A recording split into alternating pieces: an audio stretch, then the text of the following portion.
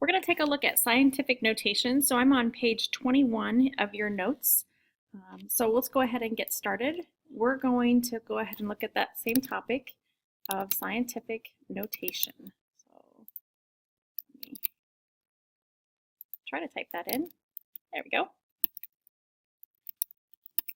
Now you've seen scientific notation before in math class and in science class, so we're going to end up reviewing a little bit. First, we just need to make sure we understand what is scientific notation. And so scientific notation is a compact way of writing very large or very small numbers.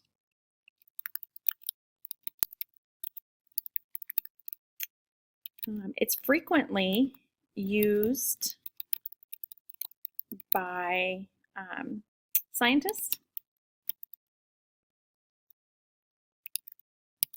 and by mathematicians.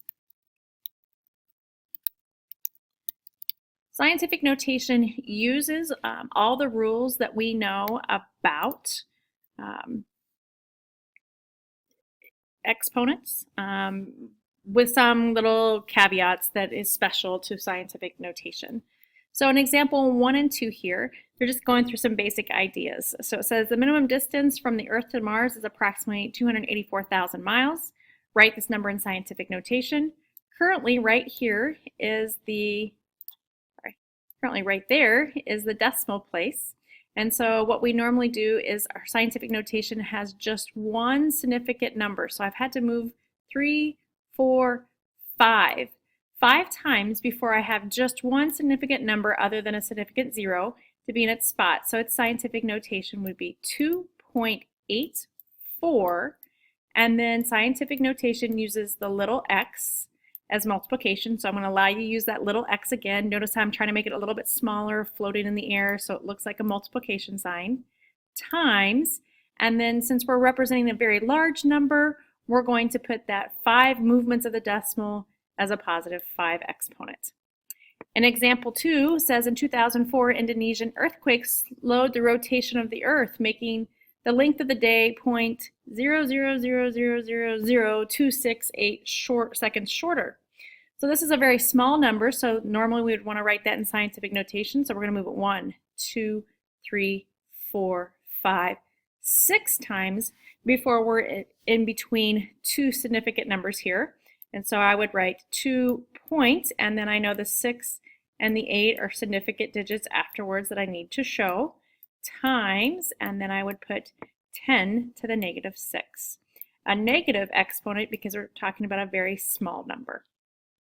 As we continue here in some practices, this is the part of this that you should probably already know. So let's just practice through.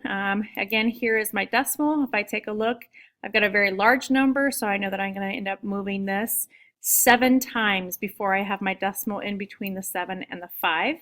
Again, I don't need to write all those zeros behind the 5. That's why we use scientific notation, so I don't have to write them. So we get 7.5 to 10 to the 7th power.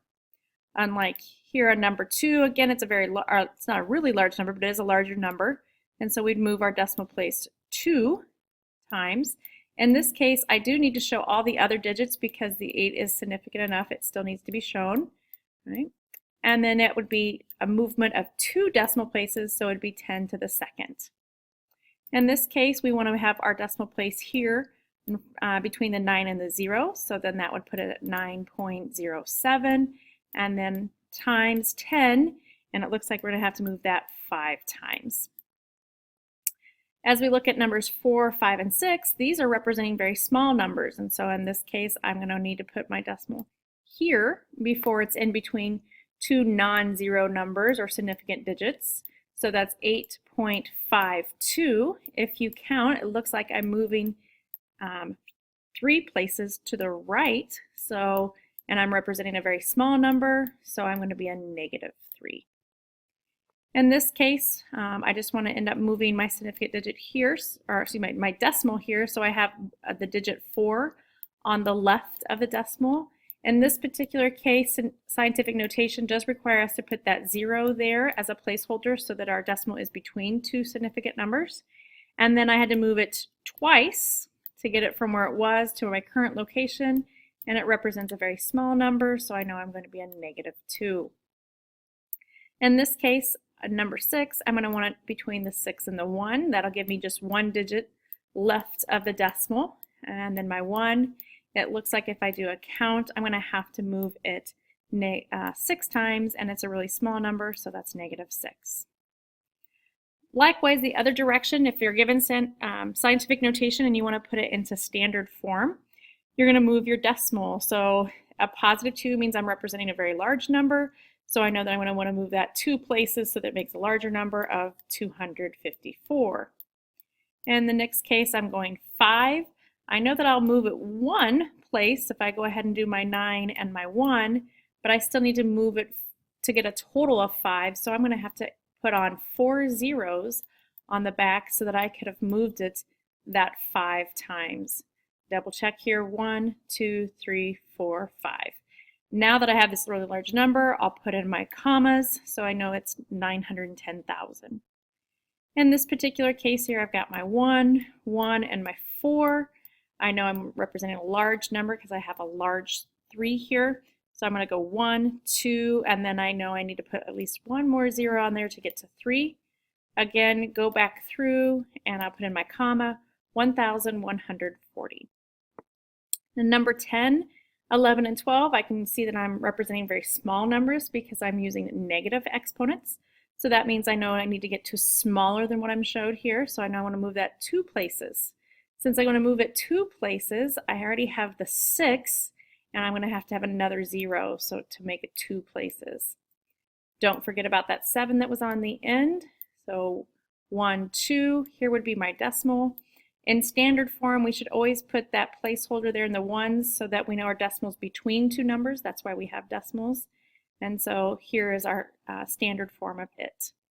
In this particular case, I've got 5.88, and I need to move -4 times, or to a smaller number 4. I'm going to be able to move it 1 time with the 5, so I know that I'm going to have to put on 3 more zeros. So 1, 2, 3, and then I can put in my 5, 8, and my 8.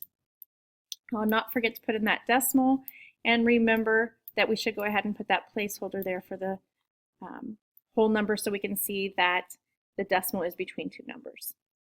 Lastly, we're moving this one just 1. Luckily for us, we do not have to annex on a whole bunch more zeros, and so here it is. But remember, our decimal place belongs between 2 numbers, so I still do need to put in that 0. Again, this should be the part that felt pretty normal to you. On the bottom of page 21 then is how we're going to put in our adding, subtracting, multiplying, and dividing that we've been doing with exponents. So they've given us 2 steps here when we're adding, and so you can kind of see we have 2 scientific numbers, and you can see we have adding or subtracting between them. The first step tells us to make sure the exponents are the same, so they have to be a perfect match for us to be able to add or subtract them. If they're not, then we're going to use the memory key LARS, so L-A-R-S, and the reason why these are all in capitals is because they stand for left, add, right, subtract. So that's letting us know if we shift one way or the other, what we need to do to the exponent. We shift to the left, we add the number to the exponent. If we shift to the right, we subtract a number from the exponent. After step 2, then we go ahead and make sure that we add or subtract the actual numbers and keep our common exponent. So as we look here at number 1, I can see that we have 2 scientific notations. We're adding them. They are the exact same, 10 to the second. Since they match with their exponents, we can simply just add those numbers. So I'm adding 3.4 and 5.2. If you need to use a calculator to help you with any of this, please do so. Some of them I definitely will need to. This one I don't. I know it's 8.6, and then I go ahead and add on the exact same ending that the rest had, 10 to the second power. Questions on that? Pretty basic, right? If we look at number 2, we're doing the exact same thing. We're going to be adding here, but in this case, they don't match. And so what we're always going to do is we're going to make the smaller one, the smaller exponent that is, larger. So I want to make this larger, so to do that, I'm going to move it 1 place to the left. Okay? Now I'm only moving at one place because there's one number between 6 and 7. When I move that, that gives me this new look like here of this. I should put my 0 there as my placeholder. That's what that would look like with a 7 as it. Now I can take this 9.5 and my newly rewritten and add them together because they match on their exponents. So 9.5 plus 0.11 gets me 9.61 times, and then the same thing as we did before, keep the common exponent in our answer, 10 to the 7th. Looking at how we would do that then with some negative exponents here, again, they don't match. I'm adding and I need to make sure they match. So I wanted to increase the smallest one. -5 is smaller. So to increase it, I'll move this decimal.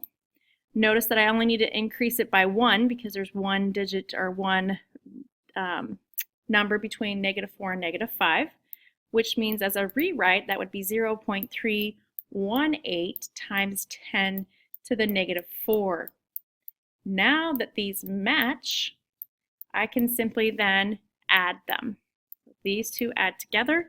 Using my calculator to help me, I get 7.558 times, and then go ahead and just like before, we keep the common exponent. The common exponent was 10 to the -4. Number 4 then, take a moment and try it on your own. You can pause this if you'd like, or I'm going to continue on. It is your choice. Again, we're going to go ahead and go to the largest one. -2 is larger than -3, so I'm going to change this one. I'll change it by making it 1 larger.